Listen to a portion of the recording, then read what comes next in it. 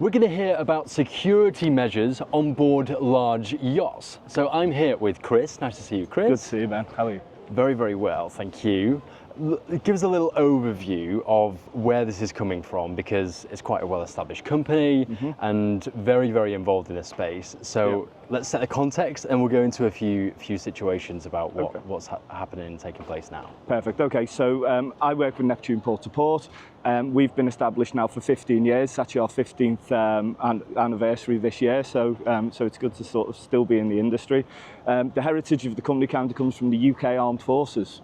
So former Royal Marines and Special Forces. Some members of the company come from the Special Forces background, and sort of 2009 time when piracy kind of came about, Somali piracy and stuff. That's where that's where the company was formed. Right, that was the start of it all. Yeah, piracy's been about for hundreds of years, but modern day piracy, sort of 2009, and that was when merchant vessels, including the yachts, were going through the high risk area, and ultimately armed guards were then employed to protect them when they were passing Somalia. So as it stands at the moment, that's exactly what we do. We're a security risk management company, so we provide a number of services, but security related. But the bread and butter of what the business does is vessels passing through the Gulf of Aden, sort of going to the Seychelles or going to the Far East and things like that. Right. Okay. And so at the moment, there's a lot of concerns, let's say, around security for large yachts, particularly in some regions around the world. Can you give us a little overview of that whole scenario, where risks might come from, and the situation? Yeah. So the Red Sea crisis at the moment, we're seeing a lot of activity. That's a big focus. In the Red Sea. Sort of vessels passing south past Yemen, Bab el-Mandeb Strait. So we are seeing a lot of security concerns there. It's a difficult risk to mitigate because of the threat and where that threat's coming from.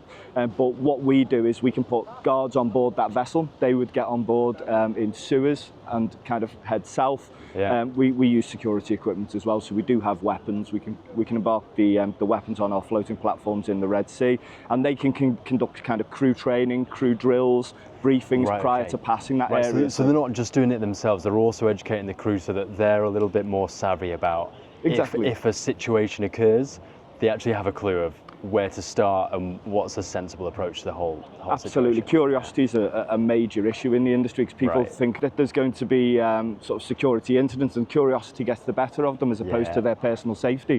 So you go on board and you give people drills, you give them SOPs, standard operating procedures in terms of when something happens, this is what we sort of recommend you do, and then we test that as well. So the crew go on board to try and, the crew sail through that region feeling a little bit more secure, and they feel safer about what to do. So for the crew, the captain and crew on board, they'll also be more comfortable because they are secure. But the people on board, so they've got concerns. I think everyone always jumps to the end client or the owner, because there might be someone of political importance, or obviously wealth is going to be a part of that as well. But so the crew feel better. They're also more well equipped. And so let's go through an example scenario. So for example, let's look at a migrant crisis and that kind of situation.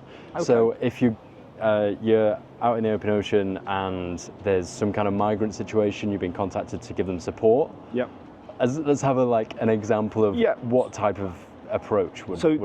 That's one of the parts of the business which we're tackling at the moment. As you just said, yacht passing through the central Mediterranean. We know that there's the migrant issues out there. A lot of these boats might have 50 to 100 people on board. You know, a lot of people who are scared. A lot of people are worried. And if one of the migrant crafts gets into trouble, then vessels in the vicinity are then called to go and render assistance. And that may well be a large yacht. 100%. A lot of yachts are transiting that region at the moment because they're not going to the Maldives or the Middle East at the moment. So there's a lot of traffic in the Mediterranean now. Imagine, paint the picture yourself. If you have a yacht going to one of these vessels with a crew of maybe 20 people, 30 people on board, and you're picking up a craft of 100 people who are sort of scared for their lives, and what procedures are in place? Do the crew know what to do? Have they thought about where to isolate these people, about making sure that they're comfortable when they're coming on board the vessel, and ensuring the crew's safety as well? Clearly there's safety of lives at sea, but you have to ensure that the crew's safe as well, and ultimately because the people on board, you've got lives there, so you want them to be comfortable and well looked after, but you also might have people with malicious intentions on board these as well. So you kind of got to gauge that and make sure everybody is safe. Exactly. And they don't actually impose a danger themselves from coming from these boats. Absolutely, and that's part of the training of what we do. So prior to going into these sort of migrant prone areas, as an example, we've got a training course which we do. It's an online training course which we give, and it just gives people things to think about prior to going in. Security preparedness is what we call it. So prior to going to these areas, have you thought about storage locations or isolation points, mustering the migrants when they come on board, making sure the amount of people which come on get off at the other end as well. A lot of basic stuff which some people just don't think of. Make sure it's thorough, make sure it follows a procedure that's pretty robust, pretty thorough. And we have crib cards for that as well. So in the event you come across migrants, who is it you're reporting to? Well, where do you go after you've got them on board? A lot of people don't understand the rules and regulations behind it, and that's where we try to educate people and give them that information to help them sort of pass safely or to deal with these issues in a sensible and sort of safe manner. Okay, brilliant. And looking a little bit forward, what types of things are coming up, or perhaps you're preparing for systems you're working on, ready for the next couple of years? So at the moment, our core business will remain the same, which is the vessels going through the Red Sea. The migrant crisis and crew training is something that we're developing at the moment. And one of the aspects of what we do, which is starting to grow an awful lot more, and certainly into the super yacht sector, is the intelligence side of things. So if a vessel's going to a port, a lot of people want to go to new places now. So explorer yachts are going to sort of more remote and more interesting places where they've never been before. So you end up with not outside of routine situations, somewhere new, just completely different scenarios. So you're gonna want to be informed and make sure you know what's so we can tell them what the risks are, what are the cultural awareness things, geopolitical situation. We provide reports to a lot of vessels when they're going to certain areas, just to say, look, be aware of this, and just give them that advanced information. No, awesome. Well, thank you very much for your insights, Chris. No worries, it's great to see you. Thanks, man. Everybody, if you enjoy content like this, make sure you're following here to see plenty more of it. Outside of that, I'll see you very soon. Bye for now.